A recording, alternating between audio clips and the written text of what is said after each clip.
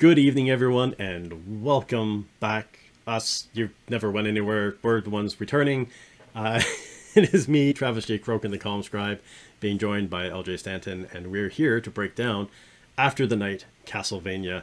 How are you tonight, LJ? I'm doing great. I'm really excited to get to talk about Castlevania because I adore this series so much. Yes, I am so stoked about this as well. So, as many of you know, After the is a series that we have. We did After the Weave for the Wheel of Time, After the Roll for the Legend of Vox Machina, and now we are doing After the Night Castlevania, which we're doing. This is season 1, episode 1. This is the inaugural episode. We're doing Witchbottle, and we try to approach these things with differences. So, with After the Weave, it was myself, Sporkle McSpork, or Billy McPherson, and LJ Stanton. Billy's an actor, LJ and I are both writers. Billy and I were both super fans of Wheel of Time. LJ hadn't read it.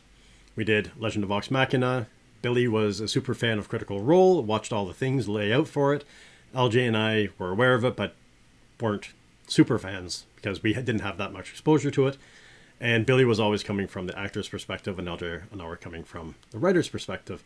And now with this one, Billy is on a side quest for this season, so we will have guest appearances come through from time to time while we're doing it. And for this one, we're both approaching it from the writer's perspective. However, I have played all of the Castlevania games, and LJ has played none. So I'm coming from the game background, and LJ is coming from the no game background. So, and you're still a massive fan. Oh God, yeah. It's fantastic. Yes. I found as soon as I started watching it, because I had not seen Castlevania yet, I watched all 4 episodes of season 1 in one day, and as soon as I started watching it, I got itchy fingers to play the game. So I ended up the past couple of days, I jumped back in, and for those of you who are unaware, the Castlevania series on Netflix is loosely based on an adaptation of Castlevania 3: Dracula's Curse. And that's the one where you first see Trevor Belmont come in, and that's what this is based on. It does follow some of the storyline for Dracula's Curse, but it introduces a bunch of new characters and things like that as well for it, which is really exciting. Yeah. I knew basically nothing about it going in. I knew that Castlevania dealt with Dracula and was a horror ish video game, and that it was an extremely important video game as far as the history of video games, because we have an entire genre of video games now that are called Metroidvanias that are based off of Metroid and Castlevania gameplay styles. So I was really intrigued because video game adaptations suck so much of the time.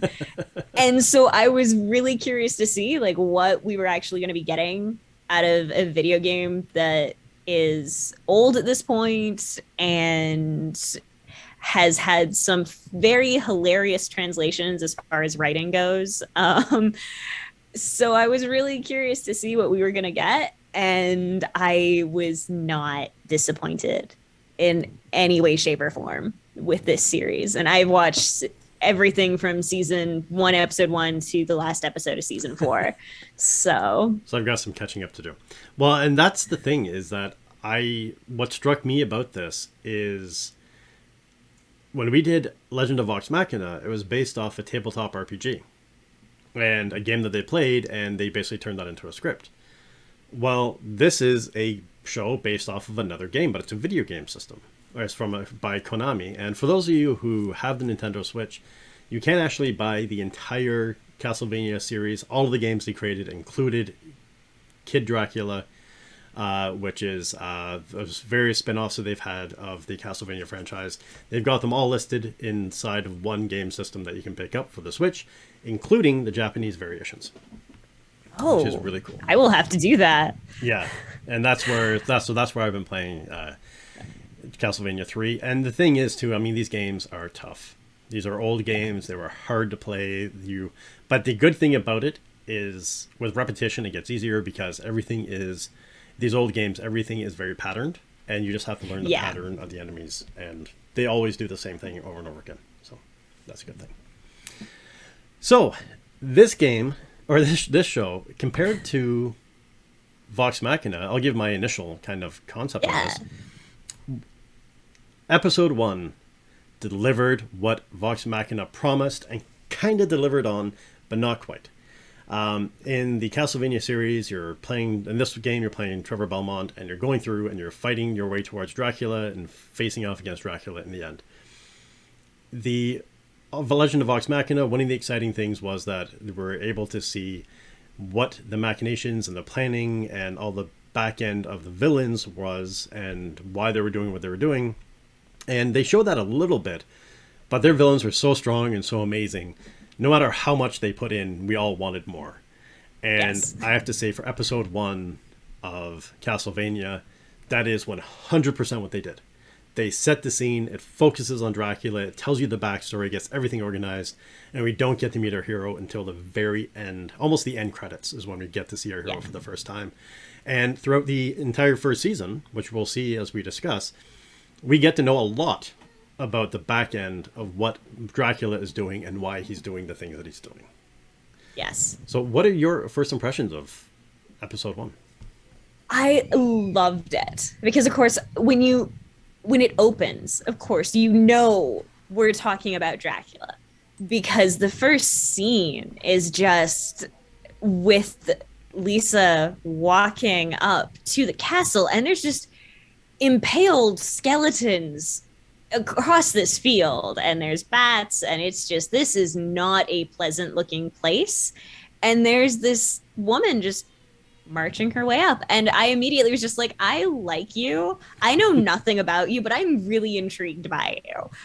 And then with her walking in and basically immediately scolding Dracula about the fact, it's like, you haven't offered to take my coat. You haven't offered me anything. You've just threatened me. Your courtesy sucks. So maybe I could teach you a thing or two about that. And I'm just like, I adore this woman because this woman has balls. Like, you walked up to this person who has such a reputation as a monster, and you're just like, nah, I want to learn things, and I'll teach you things too. And it's just like, okay. I did not know what I was getting in for, and I loved it, like right off the get-go. Well, that's the thing. It really sets the scene for you. So the very first opening scene is just rows upon rows of spiked skeletons. Or, why am I... Skeletons and corpses. Yeah, skeletons and corpses that have been impaled. There we go, Vlad the Impaler. That have been impaled. And yeah, so we get to see. And there's a lot of foreshadowing, a lot of just setting up of scenes. So we see this massive wave this fields of corpses and skeletons that have been impaled. We see bats flying all over the place. And then we get introduced to Lisa. The first thing we see with Lisa is she stabs a bat out of the air that's flying towards her and just throws a carcass on the ground. And that's just like, most people you're going to expect, especially the trope of females, are going to be covering their hair and panicking and freaking out. And she just pulls out a blade, stabs a bat out of the air, and continues walking. And then we get to see this vast, gorgeous castle of Dracula's. And we see the gears turning up above and all the machinations. And she hammers on the wall, on the door.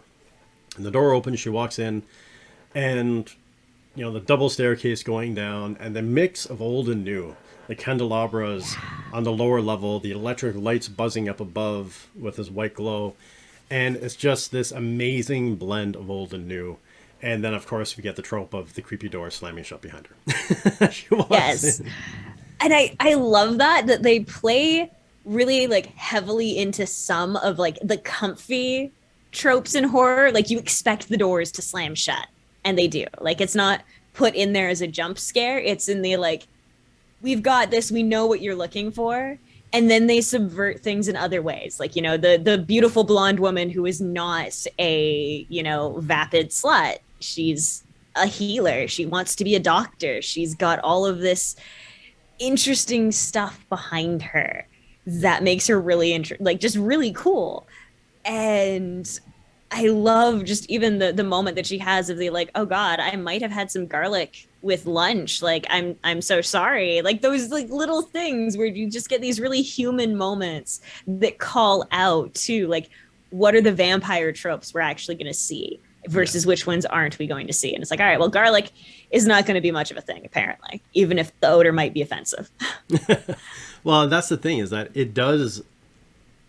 They do perfectly with this what we always talk about, and that is you're making a promise for what the rest of the series is going to be, or at least what the rest of the season is going to be. So they do have that door slam, and it's not done in a tropey jump scare way, like you said, and it's just this thing of like, this is what it is, this is what you're going to be in for, and it is a horror thing that's kind of just painting the picture for you. And that was what I put down here as well, was the tropes of the, because when she is first talking to Dracula, and we see him, like, she never flinches. That's the thing. She's standing strong, straight backed. He's up above, and she's not like, hey, Mr. Dracula. She's like, hey, I'm a healer. I'm a doctor. I want to learn more. Can you help me? Like, you've got a lot of history, a lot of background. Everyone talks all this stuff about you. Can you help me out? And he does this creepy disappear, reappear, float around, like come up behind her. And then he's like, well, what? Do you have, like, the vamp or the silver and the crosses and the garlic and all these? And he even says the typical, not tropes, but the typical superstitions that come along with it. And that's where you have like, oh, well, I had garlic earlier. Like that. It was just so beautifully done. And then again, when he's like, you want my knowledge, what are you going to give me? And she's like, well, I can give you a lesson at manners. Right. And it's just wonderful because you're expecting, you don't know what she's going to answer because you just don't know enough about the character, but you're so prepped for like a blood offering or something that is along those lines. So just having her do the, like, I can teach you manners again, dude. Like, come on. Yeah. Your house is filthy. You didn't offer to take my coat. Like, you teach me these things. I will help you remember that, like, manners exist and that maybe humans are not quite so bad as you think they are, and all of that, which is just delightful. Like, I love it. And I love his reaction to her of just the, like, I'm confused and intrigued by this person because they're not terrified and they're not, like, bullshitting me right now. And it was just really cool to see. Yeah, and that's what I liked with him. His actual response in the end is like, I think I like you. Which is like, okay. But there's also foreshadowing that's subtly put in for this, where before he comes down and he's like, but she says, I want to be a doctor. And he's like, oh, you want to cover the peasants in chicken blood? And she's like, don't confuse me for a witch. She's like, everybody else does. I'm based in science. I want to heal people. I want to teach people. I want to do this. And of course, that's obviously foreshadowing that's going to be coming back out. And another bit of foreshadowing is when they are walking and talking together a little bit. And she says to him, she's like, well, you haven't traveled much, have you? And he's like, what do you mean? This entire castle can travel, which is pretty amazing, I have to say. I love the castle. The gears, everything that it does. What are you talking about? Of course I can travel. And she's like, no, travel like a man, like slowly, whatever. If you're going to be out in the world, you should travel like men and do things like men. And so there's a lot of foreshadowing to set up. And then just when you think his castle couldn't get any more gorgeous, they walk into the lab. The lab. Shivers went down my spine when I saw this thing. Like, I wanted to climb inside the computer screen and walk through that lab. Dracula or no, I wanted to be there. Yes.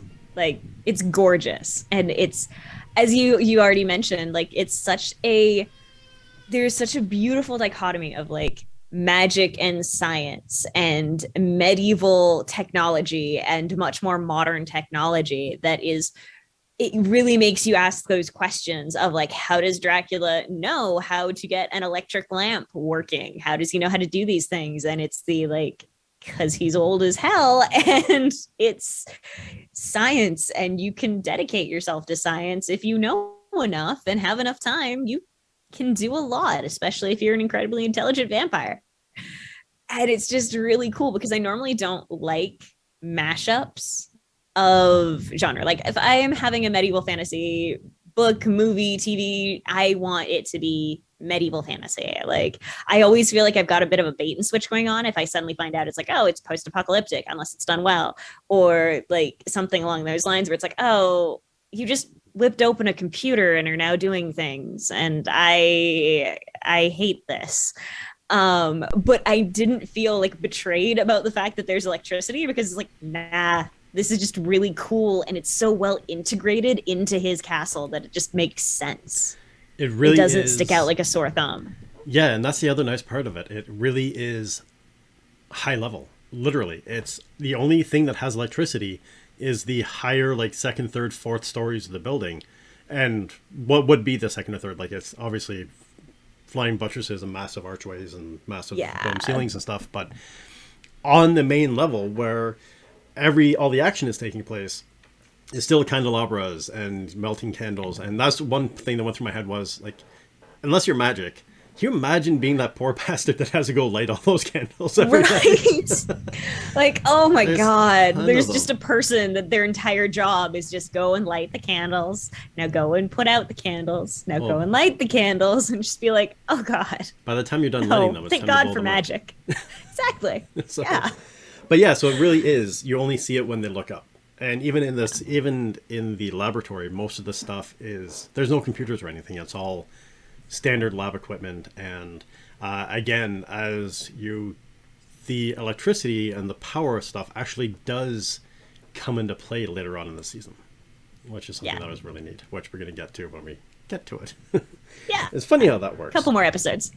Yeah. But yeah, so the thing that I had was that Lisa was just amazingly brave. And that was the thing where when they have that comment about the tropes, because she's like, you haven't offered me a drink or anything. And he's like, well, what if I take a drink from you? And that's where she's like, well, I had roasted garlic. Yeah. But it was just a beautiful scene. That is, from a writing perspective, that is setting the scene, setting the promise for what you're going to be looking at for the rest of the series. And then that is also going to be we have the introduction of, if we're looking at a romance, the introduction of the hero or heroine number 1, introduction of hero or heroine number 2, then we have the meet cute, all in one Yep. scene when we're there. Oh yeah. How they get together, and then there is also the kind of the inciting incident of, I want to be a doctor, we're going to teach each other, we're going to work together. And it really, Yeah. in the first couple of moments, we get all of this. We get to know who she is, Yeah. how solid and backbone she is, who he is, and the fact that they've immediately got this not starstruck, doe-eyed attraction to each other, but this like, wow, you're kind of the other side of me that I've been looking for. Yeah, it's this really awesome like moment of they've got such great chemistry, and it's not even necessarily like romantic at the start. It's very much the like, we are going to be very like sassy, sarcastic best buddies really fast, and then see where that goes. And you can just see that so quickly of the like, it was such an economy of time of being able to get so much done in such a short period of time and have it be believable that yes, these two will, fall in love, will have a relationship, all of those things that is a major setup for the rest of the story. And yeah, it wasn't something that left me like of course, there you're together now. Like it wasn't can we move on from this? It was I would happily watch like a bunch of episodes that are just Dracula and Lisa hanging out in the laboratory doing experiments basically. Yeah. And we don't get that. But it was you guys are interesting enough and relatable enough as characters that I wouldn't be mad if I got that somehow. Exactly. And we don't get that. All we get is the promises of how they're going to help each other. The promises of, you can learn in my lab, I'll teach you my knowledge, what I know. And then her response back being, they're not going to be peasants if you help them, if you teach them. Yeah. If we work together, then, there is a good side to humanity. There is a wonderful side. So let's work on this together. And they really end the introduction of the relationship there, because the very next scene, now all of this still, bear in mind, chat, is still in the cold open. Yeah. Because then we go to Wallachia, and there was the Dörgeveste in Wallachia 20 years later, in the very next scene from this. And again, they could have gone really heavy on the love and romance. They could have gone really heavy on that tropiness. And instead, they go from that, yes, let's work together. 20 years later, Lisa's being burned at the stake. Yeah. In the middle of a church courtyard.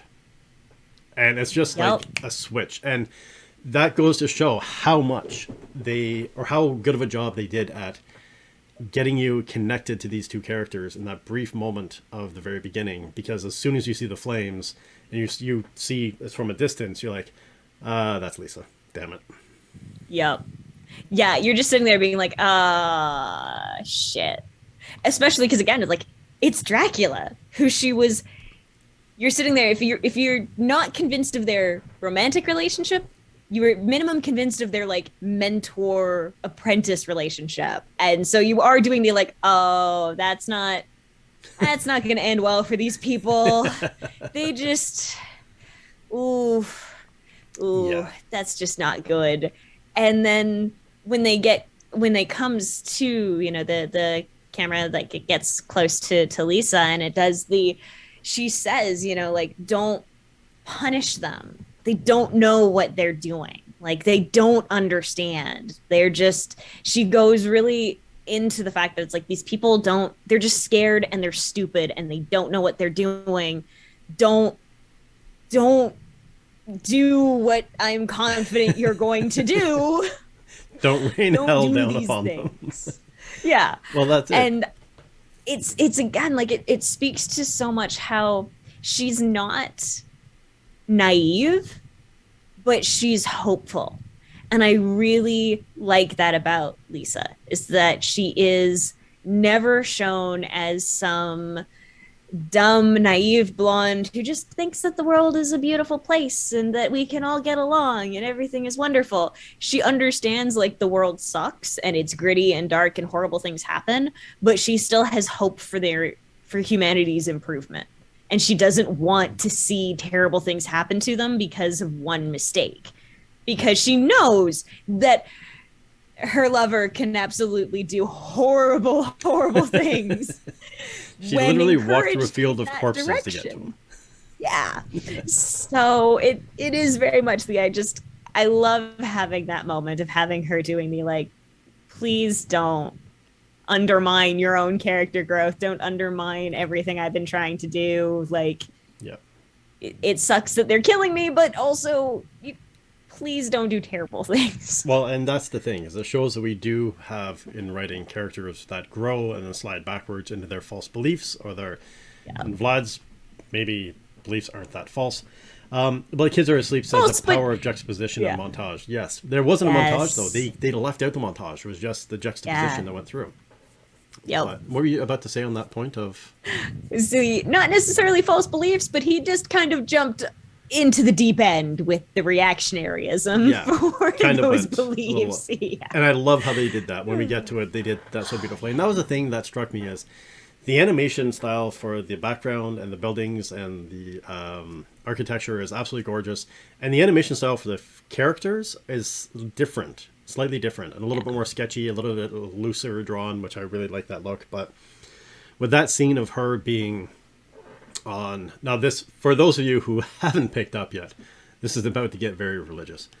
But there's that scene with her being burned at the stake, and this juxtaposition of her trying to learn science and being the good person to heal people, being burned at the stake by the church for trying to help people, and then that saying of don't judge them, don't hurt them, is very similar to Jesus being on the cross saying, Father, Father, don't punish them, they know not what they do. And it is this, again, the people being led astray by the church. Yeah. That's causing this. And so it's almost not that she's a Christ figure. They never set her up as a Christ figure, but she's a healer and she's a doctor. And she still has that level of benevolence for everyone, where she wants to protect, no matter what they're doing to her, she wants to protect them. Yeah, the bishop character is wonderfully horrifying in his conviction that he is right and that he is religious and holy and all of those things. And which makes when he's watching her burn and he's listening to her entreat Dracula to not punish these people, and he just has this disgust of the witch is trying to entreat Satan not to harm us, but we're the children of God, so it's not like there's nothing he can do. Yeah. And it's just this disgust that he has, but it's very much like a tired kind of disgust. It's just oh, the stupid witches are doing things again and I am untouchable, and therefore, like, who cares? And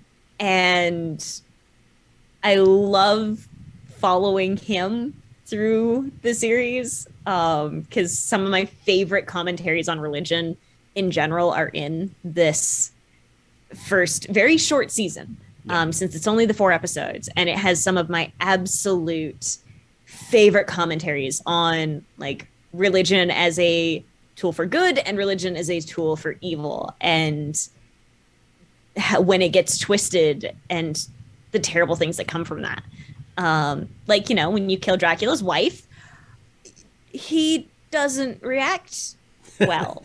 Gets a little bit pissed off. And yeah, a little angry. Kids Are Asleep are just saying the montage of putting 2 separate things together to create meaning. Yeah. But yeah. And then, you love to hate a character like that. You do. You absolutely do. The bishop is 100% a character that you're sitting there being like, I cannot wait until you get your comeuppance. Yeah. And I hate you. Like, not quite as strongly as like an Umbridge, but still very much the like, you are a quietly detestable character. Most definitely. And that's the thing, is that, and feared. And that's, I mean, I think Game of Thrones did that really well also, when the religion, the pigeon, whatever his name is, became powerful and sort of like the religion took over power. And the sparrows. That was what it was. Yeah. Yeah. And that's very similar thing here, where the religion had, in real life, where the religion took over, and it's kind of hard to argue with a man in the sky. But, he even talks about the fact that he finds entrails in her house, and he finds a glass so thin you can bear it's practically invisible, which of course are beakers and vials and things that she's doing medical experiments on to learn how the body works and all these other things. So most definitely the entrails of demons are most likely animals or humans that she was vivisecting, or not vivisecting, but dissecting and studying as they go through. Though with Vlad, he talks about like devil's lightning and stuff, or something like that. They're like devil's fire, and it's like electric lights and those kinds of things. That they like when you don't understand something, that it's so easy to vilify it. Exactly. And especially when you're in a position of power and you've got control over a group of people, you can vilify it for those people as well. And then we even have that person with them who is saying that, I've done some studying into this stuff. He's like, well, not, and just, I like the bead of sweat that appears when the bishop looks at him. And it's like just so well done, and the stuttering and stammering as he's discussing it. And fire rages on, and that is the end of the cold open. Yep. It's the surprise, and this is what you're getting in for. And it's, I do. I love it. And especially then, like, getting to see Dracula's grief and why he wasn't there. I love the voice actor for Dracula. I think it's Graham McTavish. I think so. And he's excellent.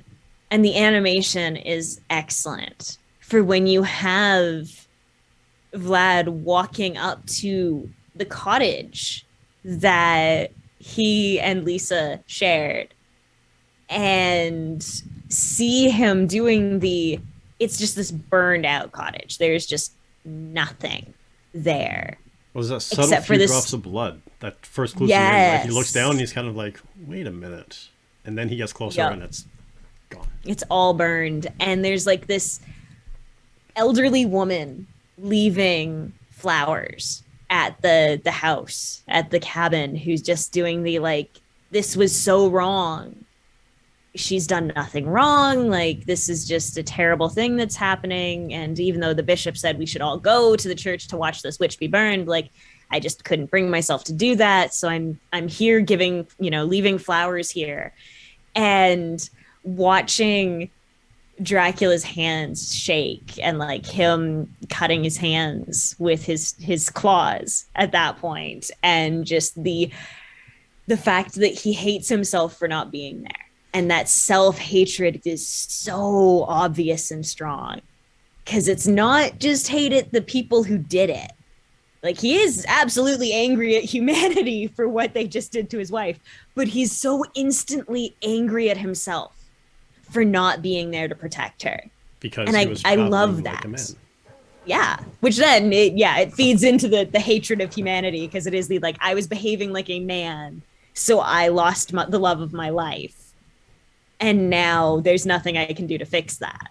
And it's the like, except take out your rage and hatred and grief and all of that on the rest of the planet. Well, that's the thing, and the fact that he starts crying blood, and like you said, his the voice acting, the animation, the fire that grows in his eyes, and the fact that he looks at this woman, the old woman, and he's like, in memory of her, I am going to spare you and your family, get everything together, and get the hell out of Wachovia right now, because things are about to go really bad. And especially, I think, because she wasn't there.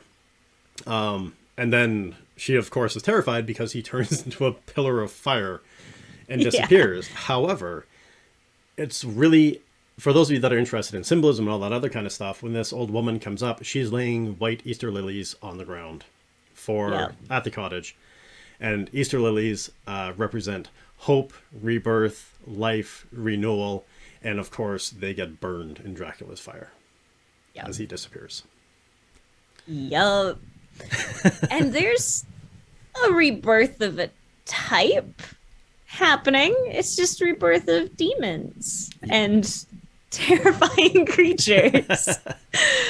Well, that's it. And again, the cockiness that is presented from the church in real life is presented in this, because we have the credits scene, which is...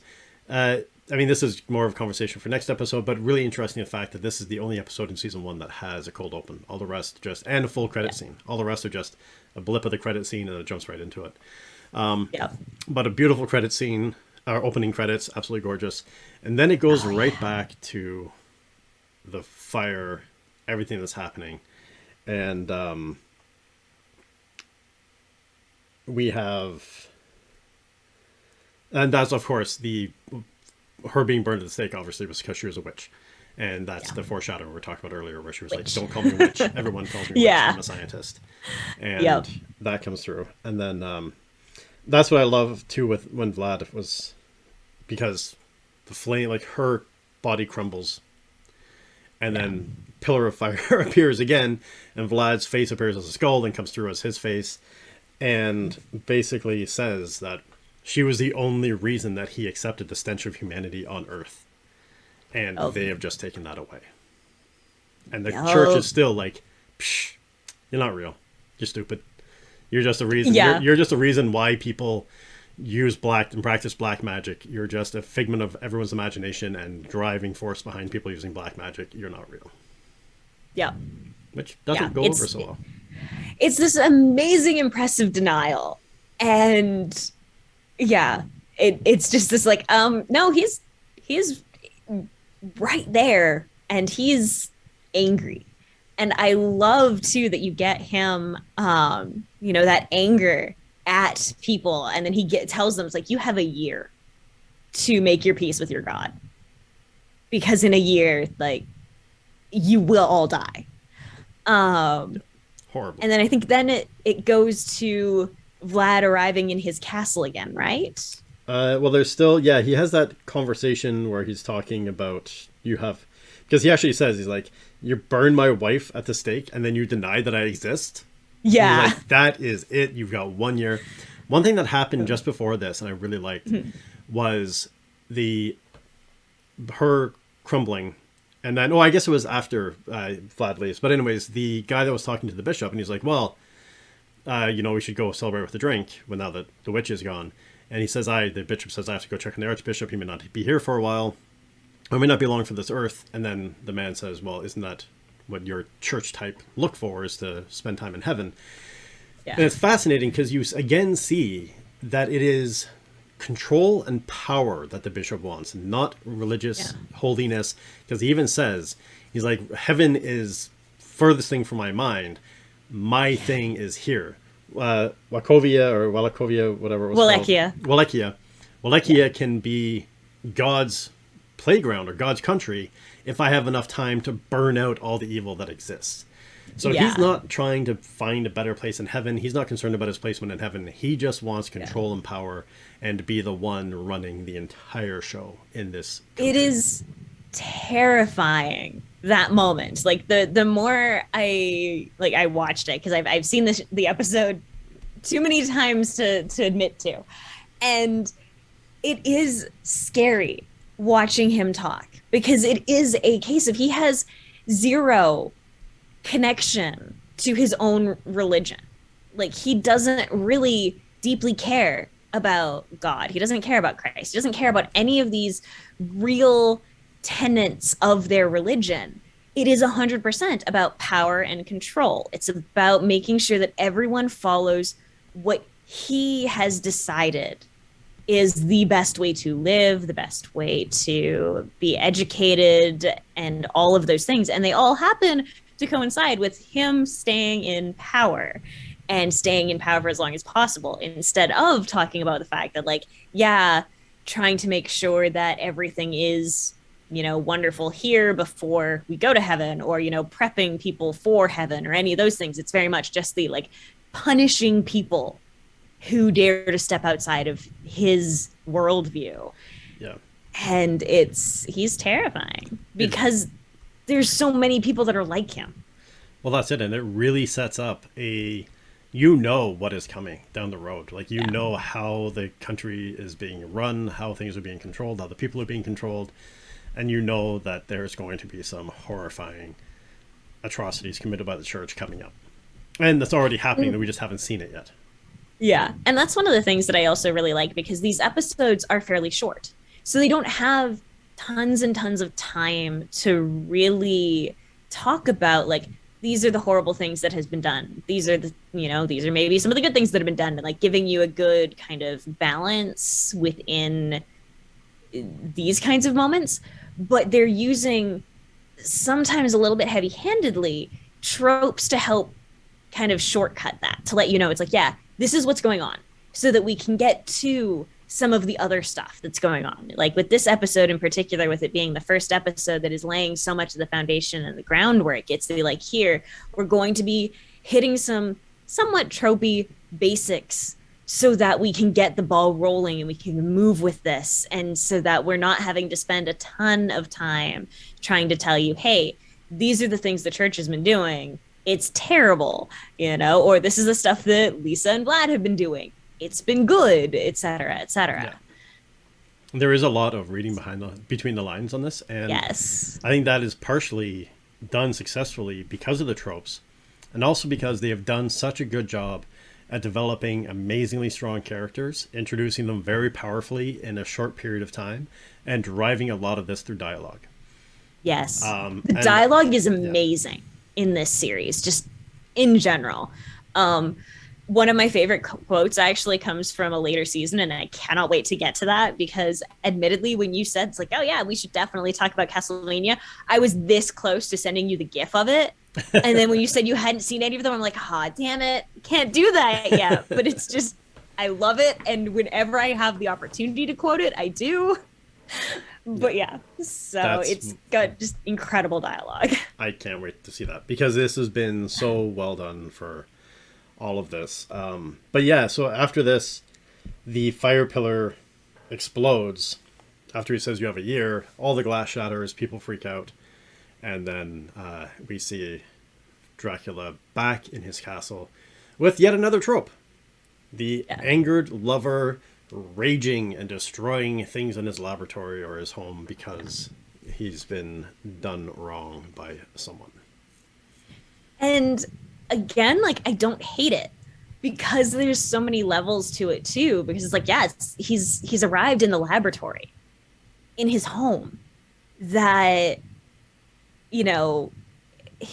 that Lisa would have loved. It was clear, like, from the moment you meet her and she walks into the laboratory the first time, with her doing the, like, oh my, like, she just looks so wowed by everything, that him arriving back there and starting to just destroy things is a really good representation of grief.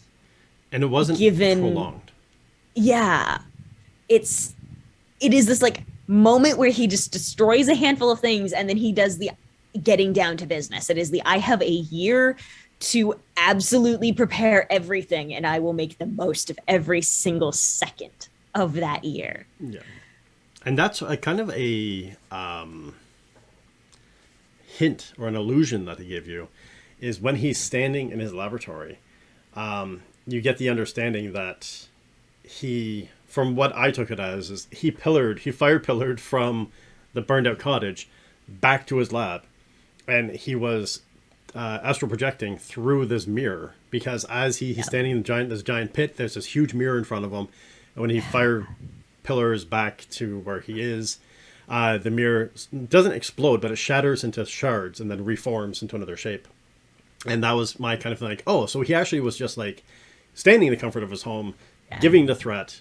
And then he actually, at that point, says, like, I will bring up all of Hell's armies.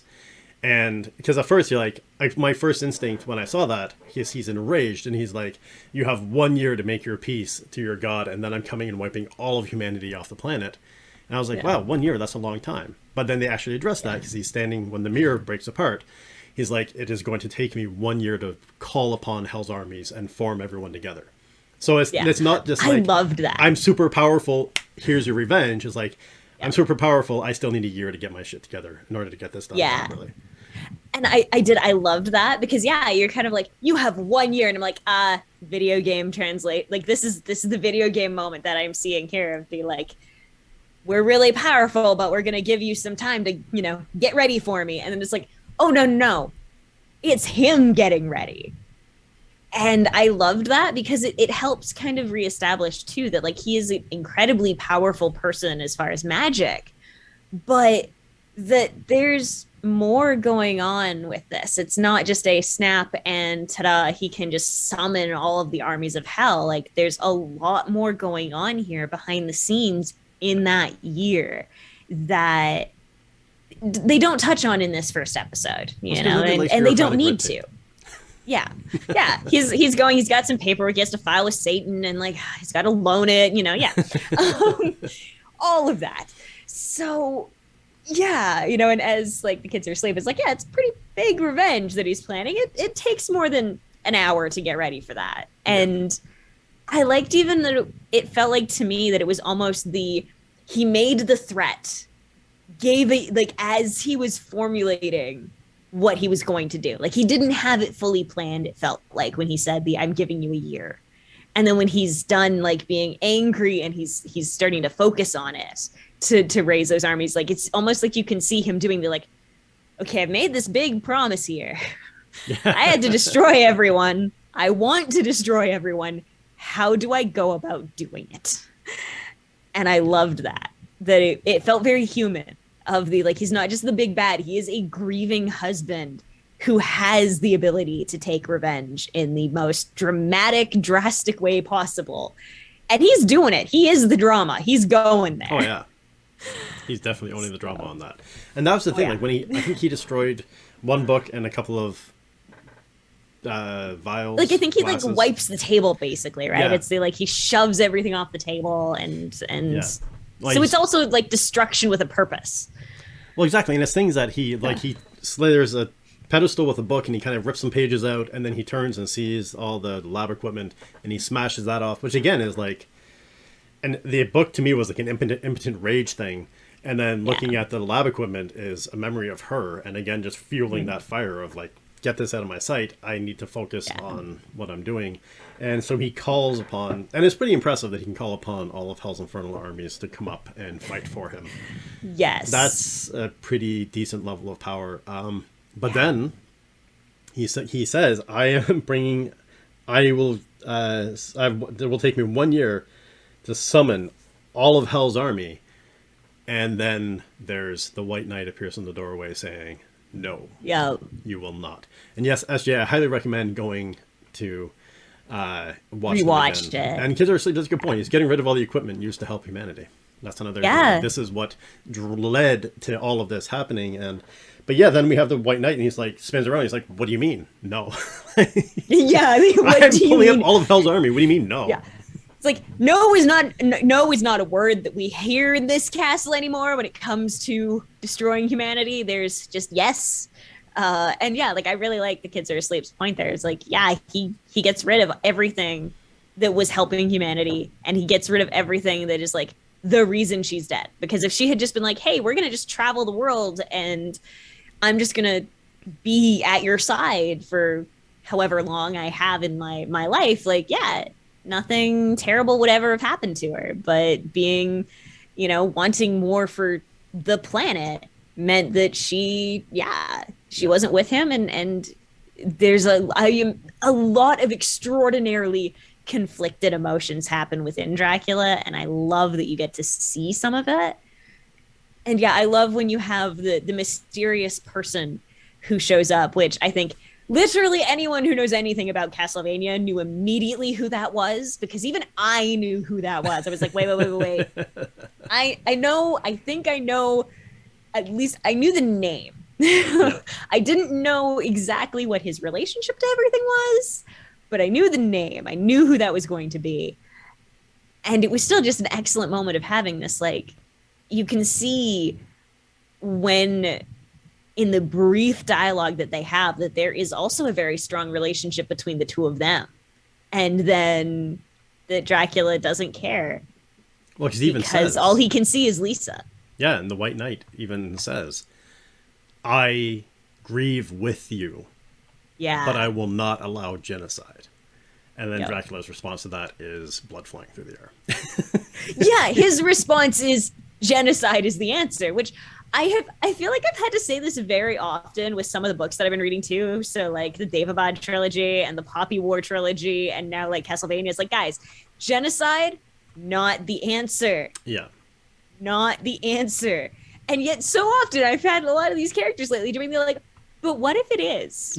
And Dracula is wholeheartedly on the, but what if it is? Why don't we try this one? Exactly. Just on for size. It's like, well, that's it. And that's what I love. Like, I mean, there's more stuff, there's more holistic stuff we can talk about afterwards with the, 'cause I want to talk about Lisa and the Jesus component and yeah. the background of Dracula as well. But so we don't, and it's again, another reading between the lines. You don't get introduced to who this, and when I say White Knight, I don't actually mean, for those of you who haven't watched it, I don't mean a white knight riding in on horseback. It's just a glowing figure with a sword that says, He's no, back. you're not. Oh, I think, so that he's silhouetted. yeah, you see the glowing white around him, like there's a brightness to him, juxtaposed against the black of Vlad, and then you see the blood splatter, and then they kind of give you this bit of confusion, because when we come back, we're back in Targoviste in Wallachia, and it's 1776. Before it was 1775, so we're a year later, but we're like a year and a week or a year and 2 weeks, because they give the actual date, and it's like a week or two after that Vlad 1 was year supposed to be back. And again, with the cockiness of the church, they're holding a festival, and the archbishop gets carried out on rails and set down and starts talking. And can we just take a moment to just love on the fact that the archbishop visually represents all of the evil within the church? Yes. Because, like, yeah, he's carried out, like, on a throne and sat down because, he can't walk. Like, he is obese and sickly looking, and just all of those kind of things that you are immediately revolted by in, like, the ultra wealthy that just don't care about what they look like anymore and, like, how to look after their bodies, or when they, like, opulence themselves into sickness. So he's got all of that aspect, and that also then goes into, like, as the kids are asleep says, like, embodiment of the 7 deadly sins. Like, there's so many on there of, like, pride and gluttony and sloth that very much fit into this person, and it's grotesque.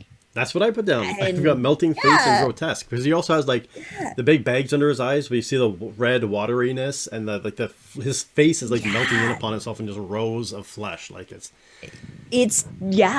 grotesque. It's hard. He's hard to look at. Yeah, he really is. And I love the juxtaposition of his speech with when everything starts to go wrong. Yeah. Well, that's Because it's that phrase of the like, we know the devil to be a liar. Like, why are we surprised that the devil lies? yeah. And then it's like, nah, he was just slightly delayed. Yeah. You shouldn't rush into this headlong. It takes some time to get all of the Hell's armies together. I mean, there's paperwork delays. There's a bunch of things that happen. But I mean, when you say a year, being a week off that's pretty damn good. Yeah, and that's the thing that like he even says that there's the vision during the God-willed punishment of this witch, and that they'd be here within a year, and the devil has lied.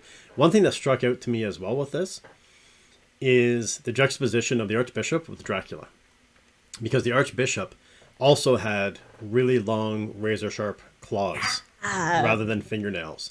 He looked demonic in the power that he controlled and those long, creepy fingernails. And then, he says they lied. And then blood falls. There's clouds start darkening the sky. Blood starts raining from the sky. These creepy-ass winged, skinned creatures fall from the sky. Like hairless creatures fall from the sky. And then the church explodes into flame, and Vlad comes back and says, I gave you a year to make your peace and leave, and you're having a festival celebrating the murder of my wife? Yeah, it's all. Yeah. Yeah, poor choices made by the church. And again, I also just love Dracula's flair for the dramatic. Because that's the other thing. Is like he knew there was going to be celebration. Like there's no way he didn't know about this happening.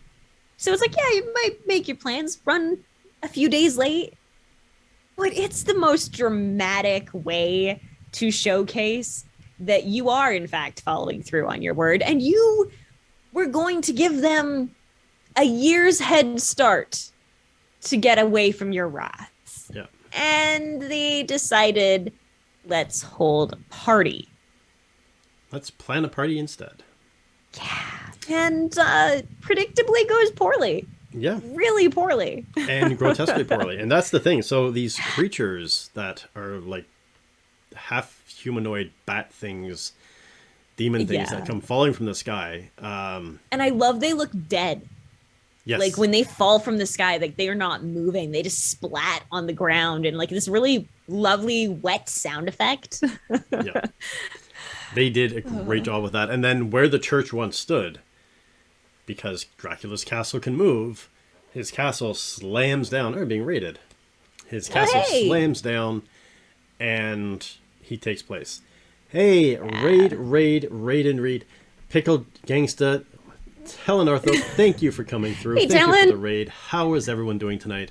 We are the Calm Scribe and LJ Stanton. I'm Travis J. Croken, and we're breaking down Castlevania Season 1, Episode 1 in After the Night. This is our Monday night talk show where we break down writing and character arcs and everything from different television programs. And today we're doing, or this season, we're doing Castlevania.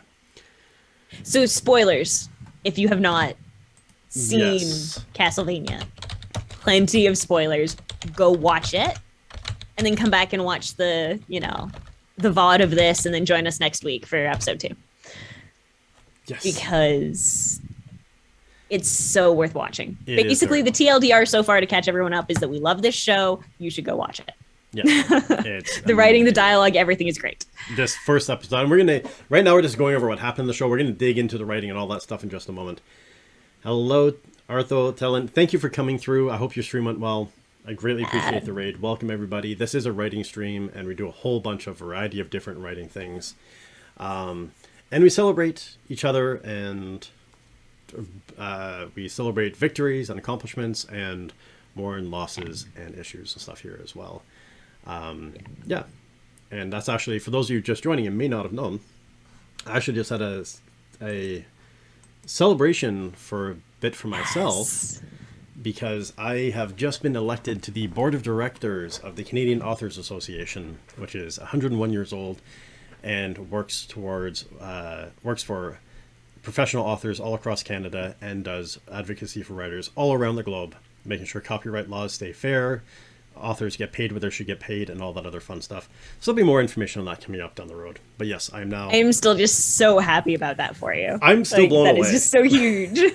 Like, to think that I'm actually on the board of directors for the Canadian Authors Association. And it's funny, but a friend of mine, her grandfather was like my grandfather as well, and he was a very well-known writer. And he's one of the people that got me into poetry and starting writing again when I was a young kid. And that was Bernie Bedore, the creator of Big Joe Mufferaw. And so he used to be my neighbor, and we were, like, I was always at his house. We wrote together and stuff. And she sent me a message, because he's long since passed. And she sent me a message saying that he would be so incredibly proud to see me in this position. Yeah. So it was a nice little message to receive. But we're not here to talk about happy-go-lucky, good-feeling things. We're here to talk about Dracula. So let's get back into that. Yeah. And demonic bat baby creatures. Things. Yeah. So that's the thing. From the sky. The church explodes from the pillar of fire, and Dracula's castle slams in its place.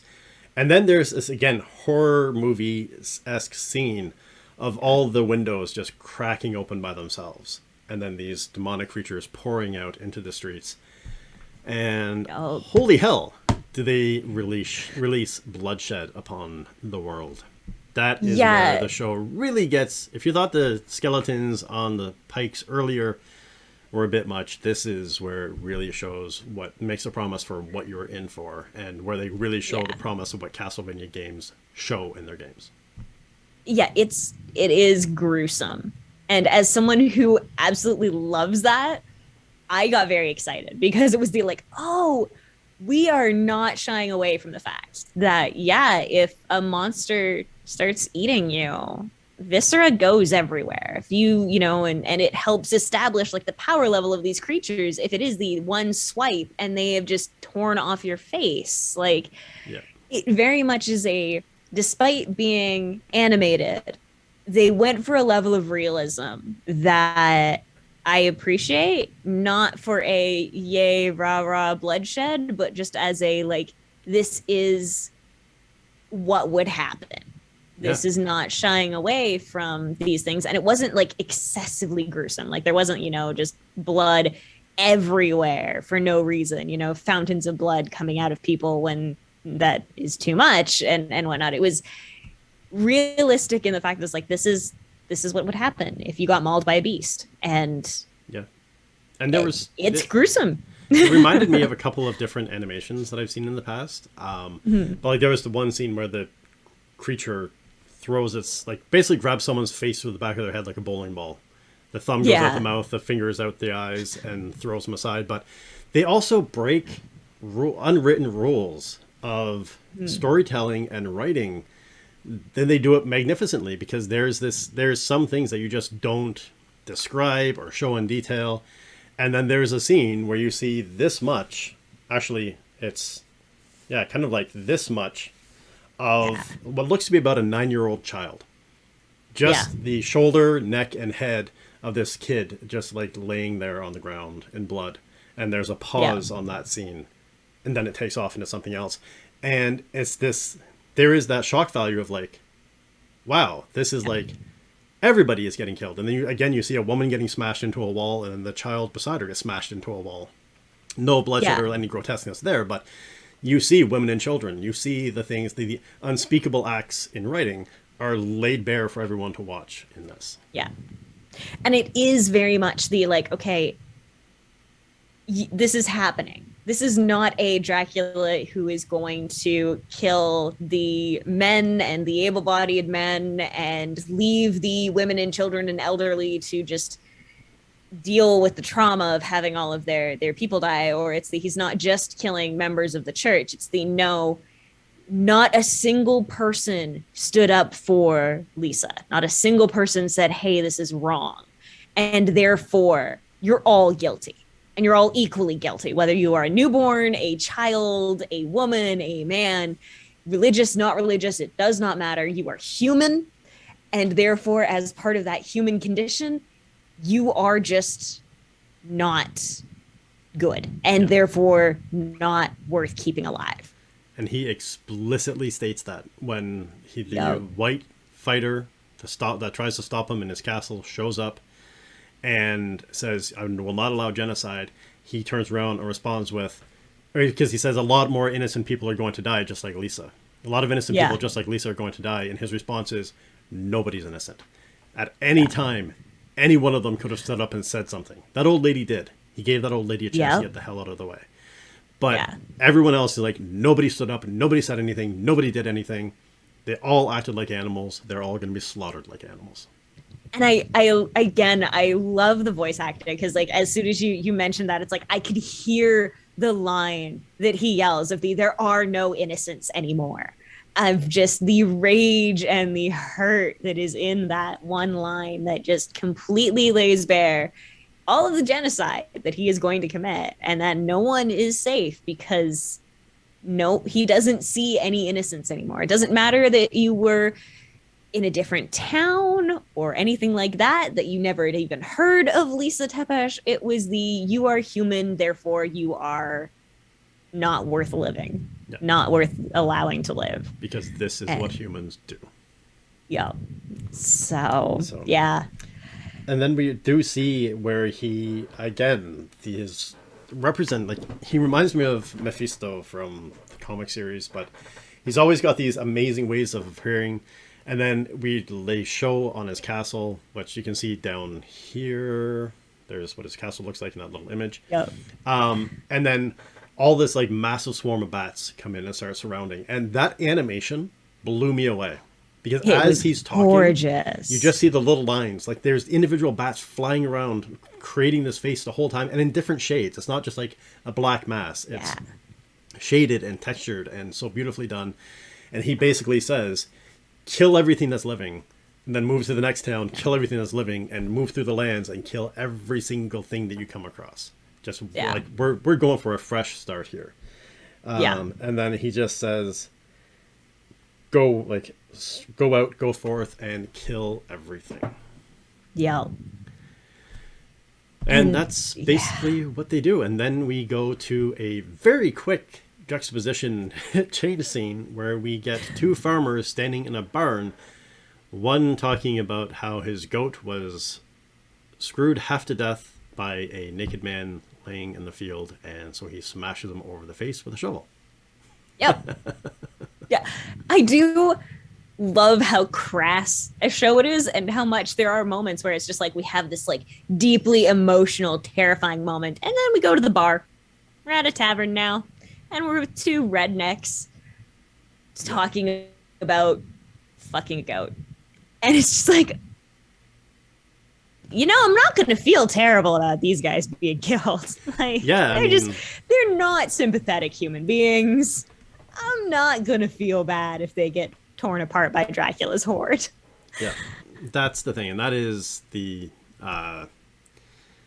are very quickly, you can tell, the lowest of the low, and possibly of class of humans at this time, and possibly incest, because Tall Thin One says, he's like, well, we're brothers. And he's like, you're my cousin, not my brother. He's like, we share the same father, but your mother is my aunt. Yeah. Which seems like that's like, brother-sister thing I'm like, going on. And I don't even trust that they would know, who their parents were. Because, they're not bright people. Yeah. But they're very angry and very drunk. Well, and that's the thing. And that's the drunken, angry horde that you're always warned about, that everyone is always afraid of. And it's not a horde, it's just two of them. They're talking. Mm-hmm. And, of course, there is the bartender, and then there is a cloaked figure sitting, or a caped figure sitting in the table behind, listening to everything that's transpiring. And the barkeep calls out if anyone wants another round. He says, I want one. Someone else comes in screaming that the horde is sweeping west, and it is, they're coming. This is over, and he's chugging down his beer. And then our fat friend who's talking about his goat that has mange. Again, it's not just that someone is like having sex with a goat. It's the fact that he now has to pay reparations because he blinded this guy when he hit him in the face with a shovel. And then his cousin, brother, uncle is saying, well, if the goat has mange, it probably would have gone blind anyways. And he's like, you'd still be on the hook for that. And there's just this weird, like, so in-depth weird. conversation about it. Yeah. Yeah. You learn a lot about like the way this society functions as far as justice goes when it comes to screwing somebody's farm animal, which is like, I didn't need to know about this, but I needed to know about this apparently. Yeah. I mean, it really sets the scene. It sets like, it the fact that does. you're in this backwoods countryside, that people aren't connected to the church the way they are in the cities, the other cities and things like that. And then the big guy goes off on this rant about how, you know, they should have, the great people or the great families are the ones that are bringing down all this horror upon them, Dracula, and they should have killed all of these wealthy families like the Belmonts. And then that's when the guy in the cape that has asked for another tankard of ale just says, oh shit. And the conversation or the show ends on that note. Yep. I think you see the crest at that point too, right? Like the crest that's on his the Belmont crest, cloak. Yeah, you see the Belmont crest there. I think you do. You might. I think you definitely get the idea that it's like, oh, he's the Belmont. Well, you know, just his reaction as soon as they say the Belmont, it's like he's like, oh shit. It's like, yeah. This is going to get Yep. even more interesting.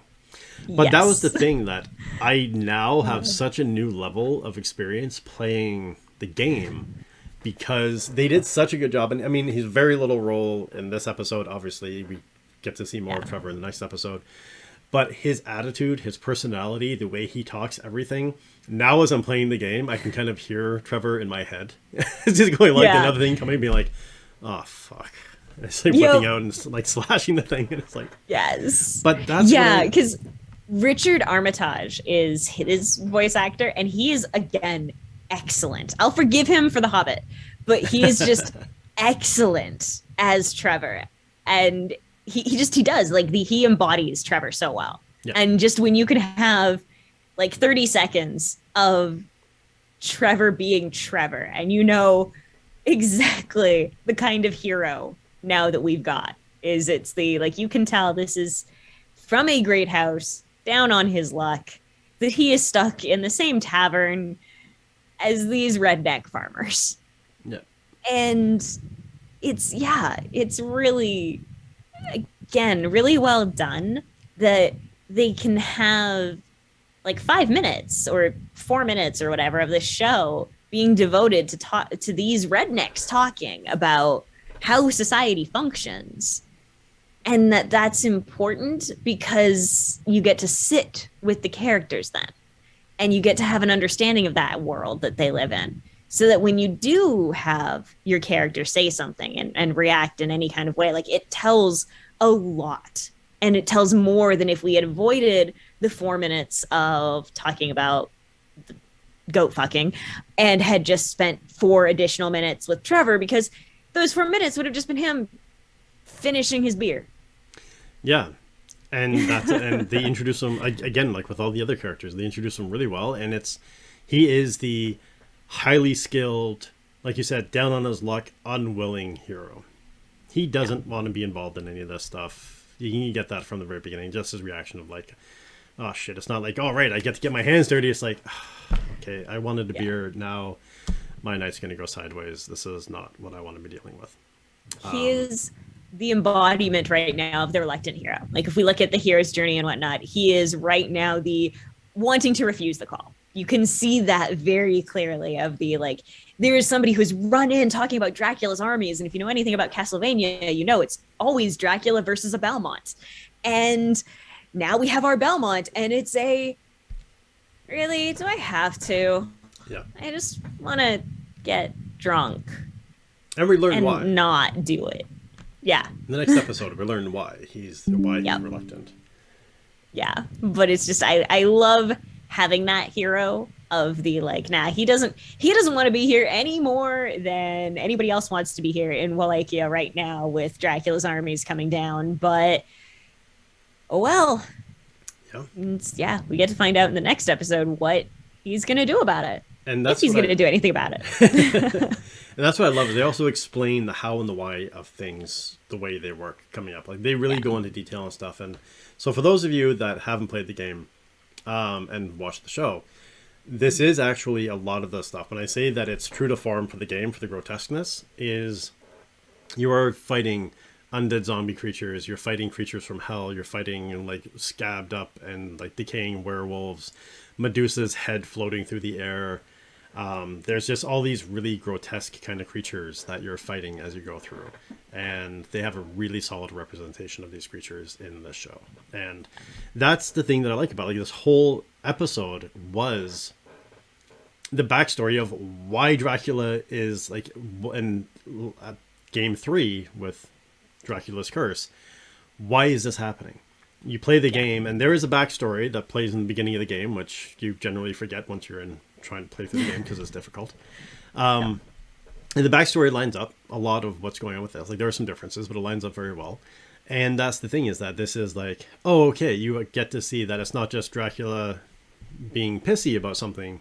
It's like he's actually got a reason to be mad and why. And so now when you're playing the game, it's kind of like, okay, I'm fighting Dracula, but I kind of see where he's coming from. So I don't know. And I love that is that he's a sympathetic villain.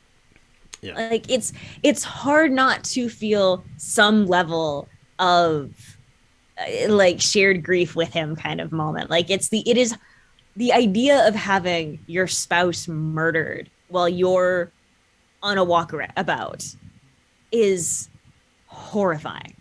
Like that is deeply frightening, deeply traumatizing. So it is the like, yeah, I can only imagine the depth of that grief. I never want to experience the depth of that grief. I can't say that I wouldn't react just as poorly, even though I can't summon hordes from hell, but I would want to. I'm just putting that out there. I would 100% want to. Well, yeah. So it is like you have this villain who is doing the wrong thing for like the right reasons in a lot of ways. It's like there's a change that has to happen because this is not right that, you know, witch burnings happen and all of these things. But it's like also killing people that did nothing about this, you know, that weren't even in the same city, that had never heard of Lisa Tepesh. Is like, this is not acceptable. That is taking it too far. And you get the White Knight mystery person, and you get Trevor, and you have a hero that has to come and solve the problem, whether he likes to or not. Yeah. And that's the thing is like this whole first season kind of actually is bringing us to the inciting incident. Main hero crosses the threshold at the end of episode 4. Like the first 4 episodes of season 1 are really kind of like the first like 10% of the story that we're looking at. They spread out a little bit more, but there's really it's background and information and understanding, and then we get to meet the hero and what they're going through and how things just keep getting worse and worse and worse until finally it's like, okay, fine. Yes, all right. Like, I'll do it. I hated that it was only 4 episodes, and then I had to wait like a year for season 2. Yeah. I was so mad because I watched it like when it came out, and I binged those 4 episodes, and I was like, are you kidding me? I'm ready for the next episode.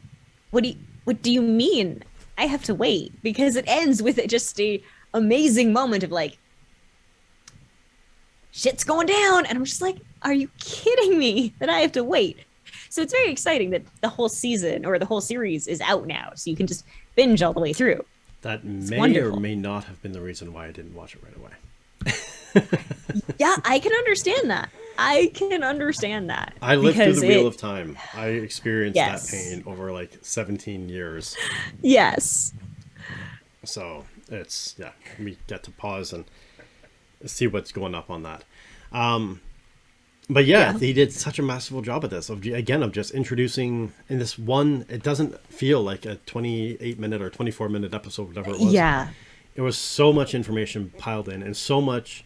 I've always been a big advocate of having your reader or your viewer have to do some work, have to do some thinking, some figuring out. And they did so much behind the scenes of this.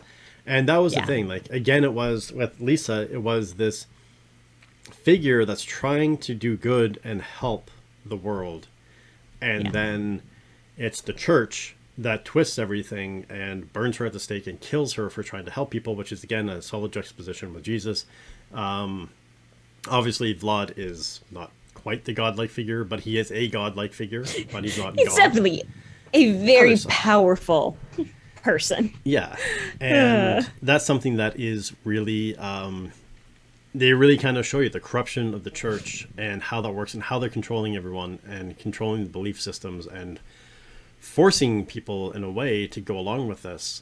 Because how are you going to say no? That was something that I had conversations with people in the past.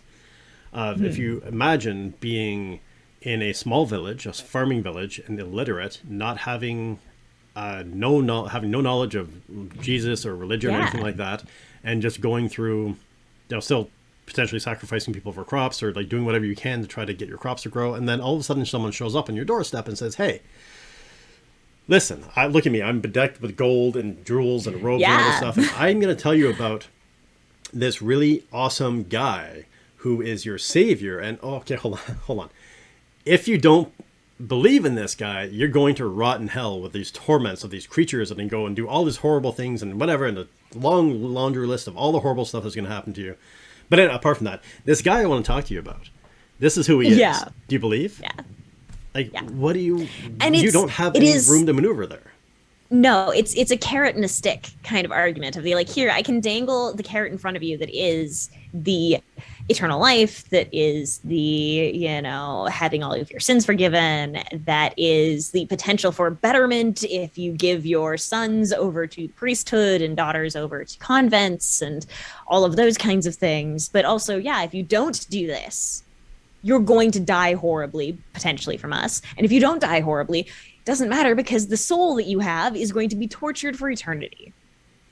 That's not giving people an option. That's not giving people a choice. That is just coercion.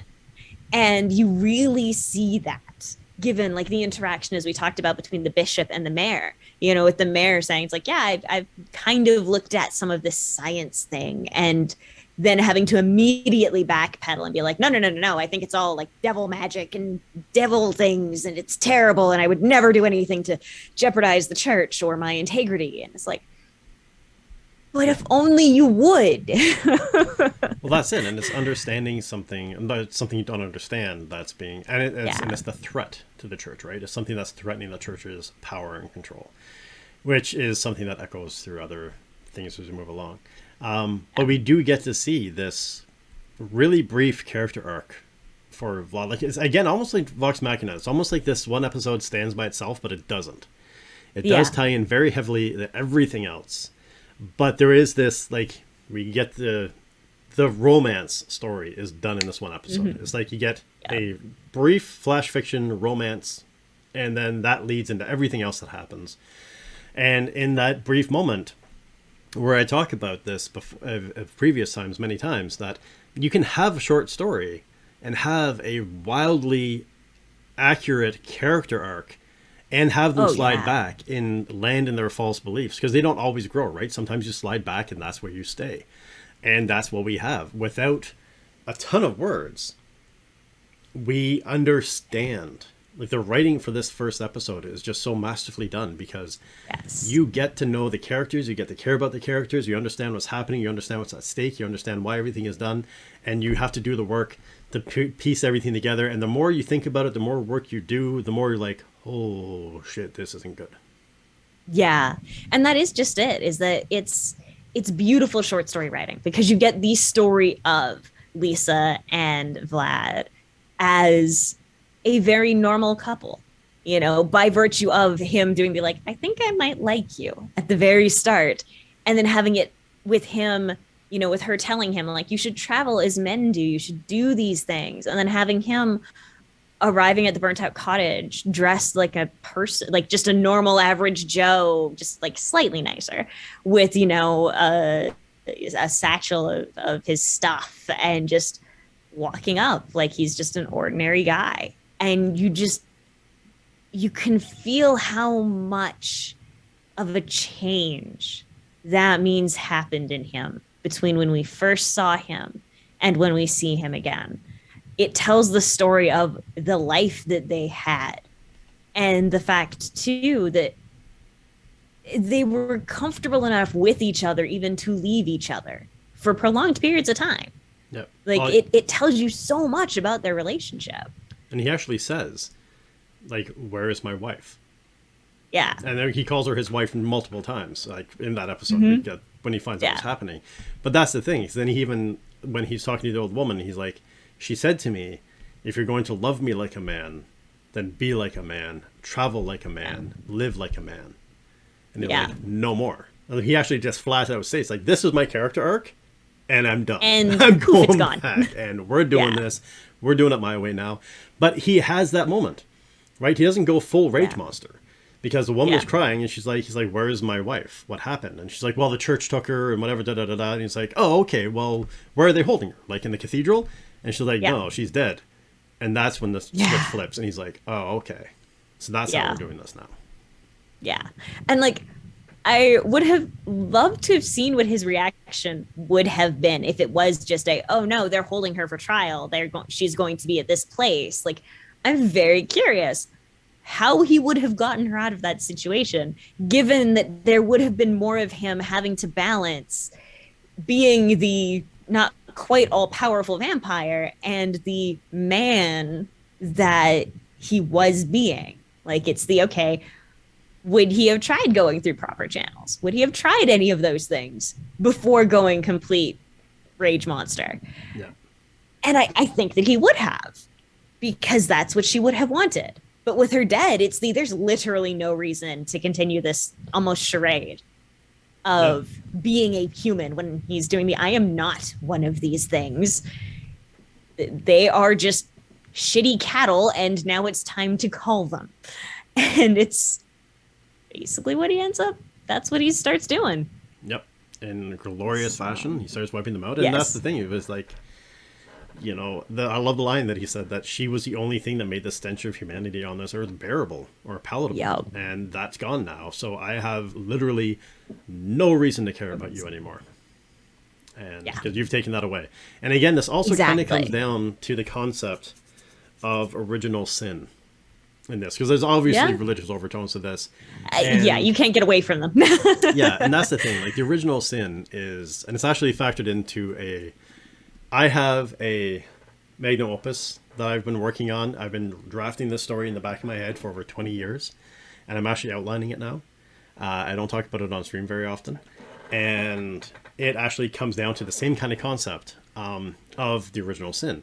And in this, the original sin is that, or in the Bible, the original sin is taking knowledge from fruit from the tree of knowledge, trying to learn more than what God has already shown you. And that's something that ties in to this whole thing where, you know, using the power, using this thing from God and having this power and then abusing the power goes through.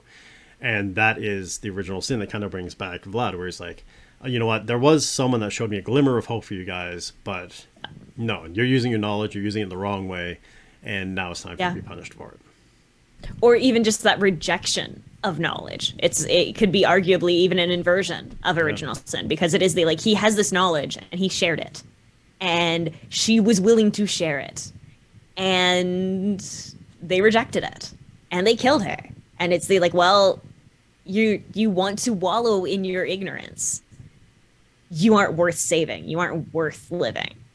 And there's a lot to break down in these concepts of you have original sin, you have inverted original sin, you have a really good commentary on ignorance here and on falling back on the things that you know instead of growing, both for the church and for Vlad. It's very much both of them you're hitting a loggerhead basically because of the fact that these are two entrenched set of beliefs that had a glimmer of hope in Lisa of finding a new way forward. And the church rejects it, burns her, and that in turn makes him reject it. and thoroughly reject it, to a point of now doing things that she wouldn't have wanted him to do at all. And I feel like there's also a level of guilt for him too, of that, of knowing that, like, yeah, this isn't what she wants, but this is the most cathartic way to deal with things. So that's how he's going to hide from his grief, by just doing this. This is who I am. They think I'm a demon. They think I'm a devil. So let's show them the devil and bring it through. We'll embrace it. But that's the thing, is like, this is one of those things that definitely makes me be like, well, that's really, the thought just leapt out of my brain. I hate it when that happens. Yeah. But yeah, like embracing the evil, embracing the darkness within. And that's the thing that makes it really difficult for me moving forward, or not really difficult. Like, I'm like you, I love villains. I love a well done villain is absolutely amazing. And I love villains that you can sympathize with, that you can empathize with, that you understand. And that's the thing with this instance, where it's like, you know, moving forward is kind of like, yeah, go Belmont, but go Vlad. Yeah. I'm in your corner, because have we not all had moments, especially maybe over the past couple of years, where we're like, you know what, can someone just hit a redo button? Just restart. Like, humanity is cooked. We're screwed. Just restart somehow and let us find anew and try to find our path forward again, because we have gone, talking about character arcs, we were arcing up so far, and now we have backtracked and slid backwards into our false beliefs, false thoughts, and irrationality of, we've gone, in the past 2 years, we've gone through the early 1900s, 1918, 1930, 1940s. Now we're up onto the 1980s with all of this stuff. Like, we are, with the market crashes and all this stuff, like, we are existing in a repeat of history, which goes to show the argument of the those that don't learn the history are doomed to repeat it. Doomed to repeat. Goes further to and those that do learn history are doomed to watch those that didn't learn it repeat it. Repeat it. Yes. And I think that's one of the things that makes Dracula so sympathetic and also so dangerous, because, like, to you as a viewer, because it is that sympathy that you have. You know, it's the sympathy for the devil of the, like, well, he's got a point. But then you also do have to remember, again, genocide, not the answer. Genocide's never the answer, now, if guys. it's genocide of one group of people, it's not the answer. But what if it's the entirety of the people? I'm still going with not the answer. Multiple genocides, still not the answer. Mass genocides, not the answer. I'm saying, again, I've been saying that a lot lately, which I find really ironic given how much I love villains, that I'm having to be like, whoa. Genocide, not the answer. Let's not kill everybody. Mass murder, not the answer. Torture them first. I mean, that's not what I said. Yeah. But it is I love that about Dracula, because he is very sympathetic as a character, especially throughout the seasons, getting to watch what goes on further, and even just in this episode, having him, you get to see him going from, like, contented isolation to happily married to everything is awful and it is the absolute worst ever. You know, it's taken him back even further than that contented isolation, because of the fact that he learned a new normal and it's been snatched away from him now. And we can all understand that feeling. And I think we can all understand that feeling now more than ever, of having your normal be snatched away from you and be left with something that is wholly unpleasant, that you just don't want. Yeah. And it makes him sympathetic, even though he's not doing the right thing. He's doing terrible, awful, horrible things to not always terrible, horrible, awful people. Because as much as the bishop and the archbishop and a lot of these other people are terrible and did terrible things, that 9-year-old kid was never in a situation of having enough power to stop Lisa from dying, and like or any of those things. The people, when you're presented the way you're presented with the church, and the church comes in with all power. Again, that's something I think the Game of Thrones did really well with the Sparrow, was like, it started off as this thing of like, oh yeah, this is going to be a boon for the king or for Cersei, come in and do this. And then once they hit a certain level of power in society, kingdoms be damned. The church is running the show now. And Yep. I mean, would it have been better if he just went and wiped out all the churches and all the clergy? Is that like an acceptable level of genocide? Who knows? Yeah. I'm Because, going to go with no comment on that one.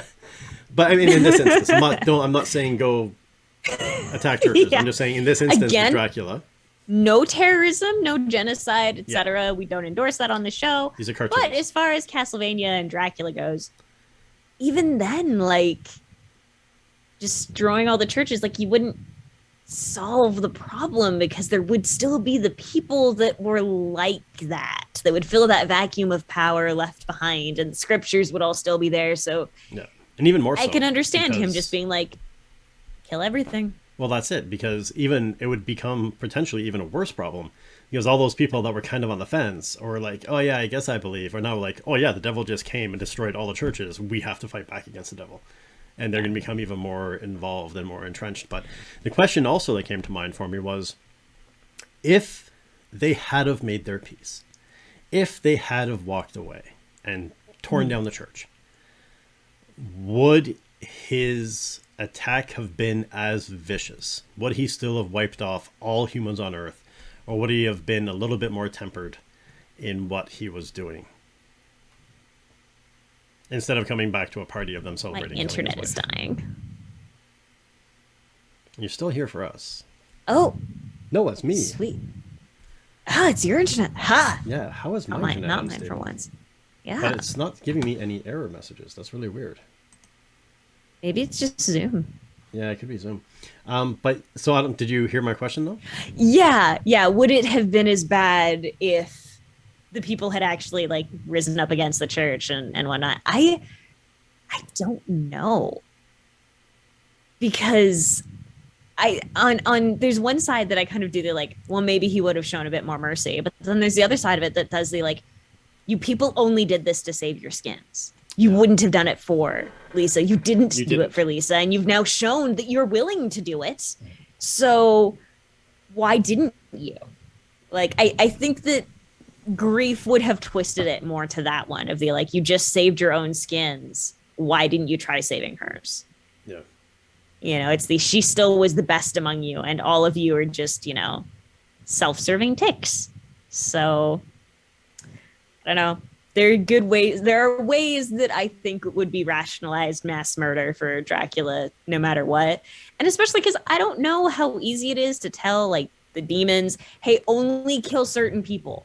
Might very well just have been the like, you know what, it's mass murder because, you know, once I let them go, like they're doing their own thing. But it could have been just okay, you know what? Kill this city. Call it a night. Don't worry about the rest of the cities. Just kill this one city. As a warning, you keep burning people at the stake, this is what happens to you. You burn people at the stake, I burn your city to the ground, and everybody within it. Yeah. No, it's everywhere. Yeah, and it's vast and it's terrifying, and it's such a good backstory that it gives to the story of the video game and moving forward. And again, the writing is so well done in just that we do it. There's so much foreshadowing for the rest of the season in this one episode, and understanding of how characters work. And that was the thing that really captured me, was how much how far they set the hook in such a short period of time. Because with this, we have it where we don't have you know, like we said at the beginning, we get to see Lisa. She's bold and brave and brash. We get to see Vlad, who's like spooky and ghosty and like trying to terrify people. And then he's like, you know what? Yeah, I kind of like you. And just in that little interaction, the next moment when we see her on the stake, we're like, oh, crap. And it's 20 years later. We're like, oh, crap. And the fact that even she says, she's like, I don't know if you can hear me, but don't do this. And obviously he didn't hear her. Yeah. But again, like this, to set the hook that much, to care that much, to be able to be like, oh yeah, Dracula's coming and it's going to be bad, and I'm kind of in for it to a certain degree, is a master stroke in writing, because it's what, 6 minutes of the episode, and they set all of this up, and the rest of the episode tied in and made sense. And as you're watching, your brain is working, connecting the dots and connecting like, oh, well, you could have done this, you should have done that, and well, if it was 20 years, then, you know, and the fact that he continuously calls, like, they don't show the wedding, they don't show the romance, they don't show that stuff, they just show them meeting, and then where is my wife? Yeah. And I think, again, for me, what hit so strongly with that was just the fact that, yeah, he repeatedly does the "where is my wife?" But it is the fact that, like, he was gone traveling as men do. Like, it was a, because relationships all have stages, you know, like, and for them to have been married, they're at the 20-year point. This, just the comfort level that comes with being in a marriage like that, where it is the, yeah, he can go off and he can do his thing, and she's doing her thing, and they still deeply love each other. Like, even her at the stake, she loves him, and she doesn't want him to kill all these people, partly because she doesn't want all of them to die, but because she doesn't want to see him backslide. Yeah. She doesn't want him to become the person he was when he was impaling people on stakes in front of his castle, when he was doing all of these other things that gave him such a fearsome reputation. She doesn't want him to go back to that person. And it is really sad that he does. He immediately falls back into his old ways. And it just builds so much more into that relationship, that it really is a masterclass of writing. It left me sitting there being like, this is what I want.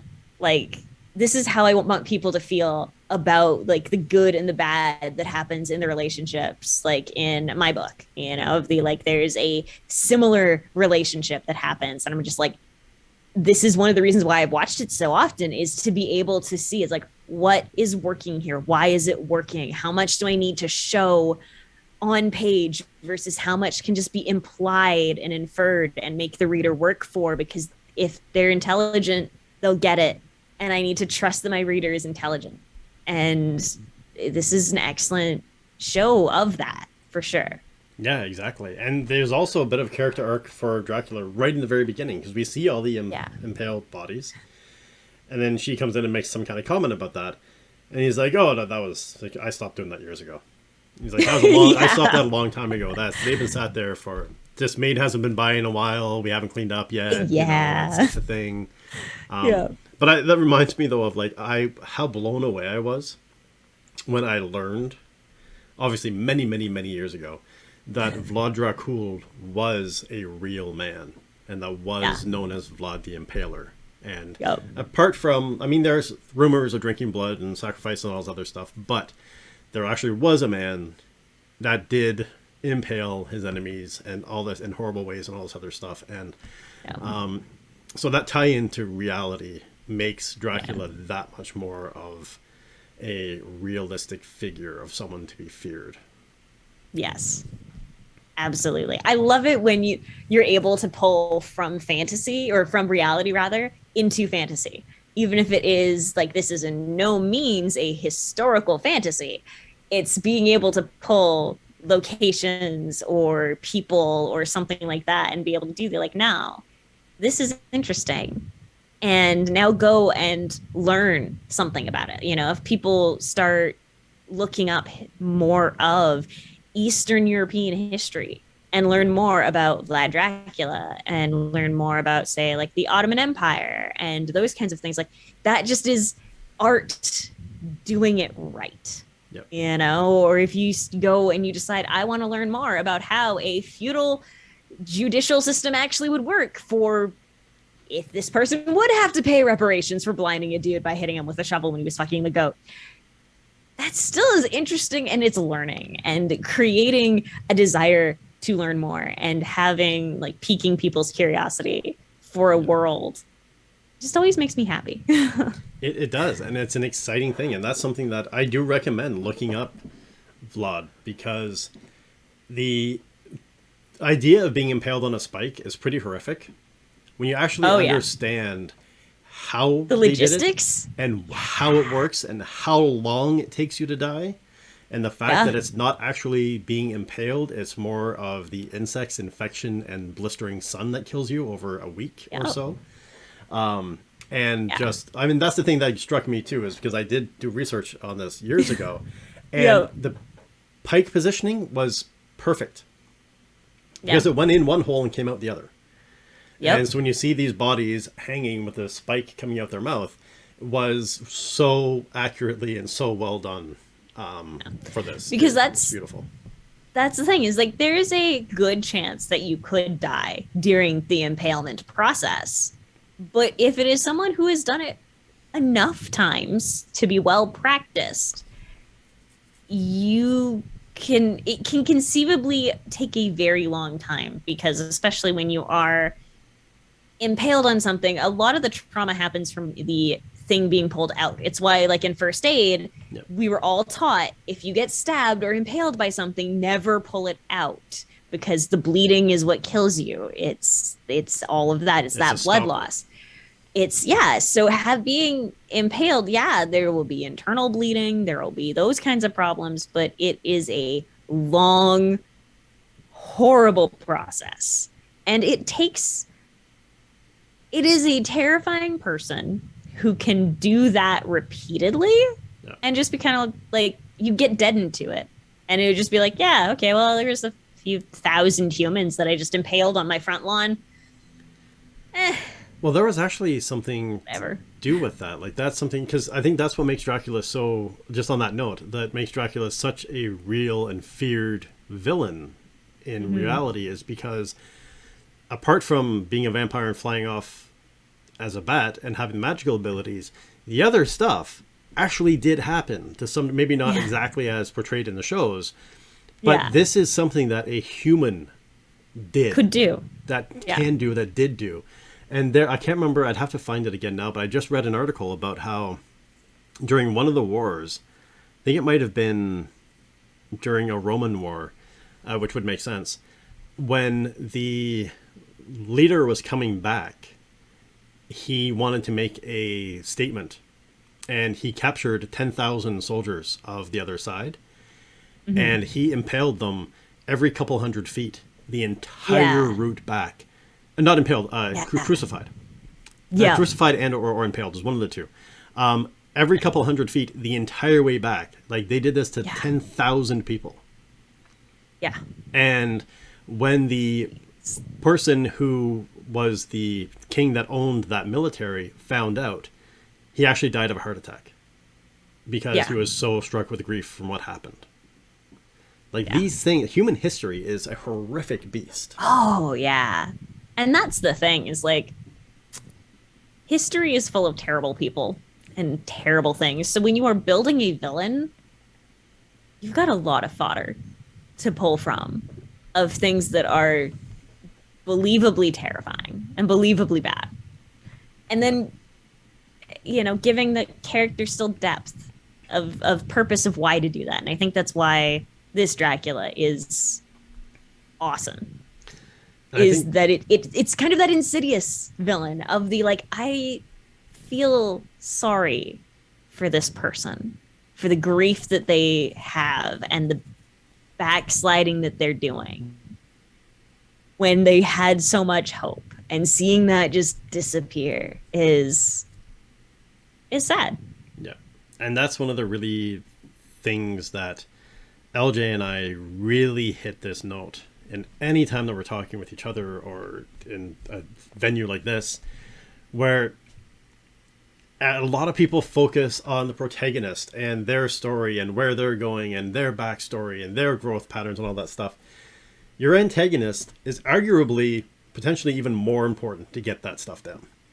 It's great to have a character like Joker who still has a backstory that explains a lot of the stuff, but a character like Joker who is just chaos and madness for the sake of chaos and madness and murder and death and destruction just because he wants to see the world burn. And it's fun to have those characters once in a while. But they're only going to carry you so far. And you have to be a fantastic writer to pull those characters off and for an extended period of time. Those are the kind of one and done characters that you can do in a story. However, you want to hook your reader in, you need to have a believable antagonist. You have to have a believable, and preferably one that you can understand the hows and the whys and the whats behind what they're doing. Because that's what's going to pull your reader in, because you want to create that dichotomy within the reader where they're like, oh, I don't like the fact that I kind of agree with this guy because he's so evil and mean and nasty, but I get it. But he's still got to get stopped, because that's not how you deal with stuff. That what I think was the most validating thing as an author was getting feedback from my one of my beta readers for The Dying Sun. The first time they read it through, they were like, "I hate this character. Like she is awful, and I hate her." And then I tweaked it a little bit, and we got to one scene that was terrible, and my beta reader went and commented on it, and said, it's like, I hate what you have done with this scene because I have gone from just outright hating your villain to I am disturbed that I understand her. Yeah. And I get where she's coming from. And I am not enjoying this feeling. And it was like, mission accomplished. Done. This is how we keep the scene then. This is it. Yeah, that was one of my best worst dates I've ever been on. Was I took a girl to go see The House of a Thousand, or The Devil's Rejects, which is part 2 of House of a Thousand Corpses. I warned her it was bloody. I warned her it was a horror movie. I warned her what it was going to be like, and that it was not just a horror movie. It was a sadistic horror movie. Yeah. And she was furious at the end because she felt bad for the Firefly family. She felt bad for the serial killers. She empathized with them. And she, not just at the end, but like within like the first 20 minutes of the movie, you start empathizing. And it's amazing how Rob Zombie did this, because you really do have this thing like, these are the most horrible, horrific people on the planet. And then you're like, yeah, but they don't deserve this. Yeah. Like, this is like, okay, enough. It's like in The Simpsons, like, he's dead already, enough. Like, that's kind of the thing where you're like, at the end, you're like, wow, I really feel for these people. Mm-hmm. I still haven't seen 3 from Hell, but I will at some point. I need to see all of them. But it is still like... you would love it. Hate the...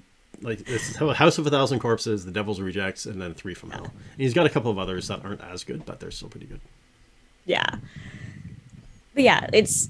Villains are more interesting. I've always maintained that. And I think Castlevania, this has... Dracula is just such an iconic villain in general. And then this version of Dracula is just amazing. Paired with the unwilling hero. It's a gorgeous combination. It's perfect. It's perfect. I love what the choices that were made in this show, and I'm excited for next week. So am I. And next episode. Yes, next Monday we're going to be talking about episode 2 of and After the Night in Castlevania. So this is, I guess, the end of season 1, episode 1, Witchbottle. After the Night, we're breaking it down and discussing it. Thank you very much for joining me for this. I love these conversations. Yeah. They're always so much fun. Yeah, so there is something more in just a moment, but let's just pause right here for a second. So thank you everyone for joining us for After the Night Castlevania. We're looking forward to the rest of this season. And we may be doing more than, we've said that as 4 episodes, but this is the train that we're on until Wheel of Time or until the Legend of Vox Machina comes back. So we may end up getting through season 2 before that happens. So just stay tuned for all of this that's happening. I am excited for season 2 because there's a villain that I adore her. I adore her the more often I watch her. So yeah, I'm excited for that one. Yeah, it's going to be a lot of fun. So we're going to end After the Night here. And so thank you very much, LJ. And thank you very much, Chat, for being here for this. So we'll see you on next Monday for After the Night, season 1, episode 2. Have a great night, all. And the Writer's Chat does continue.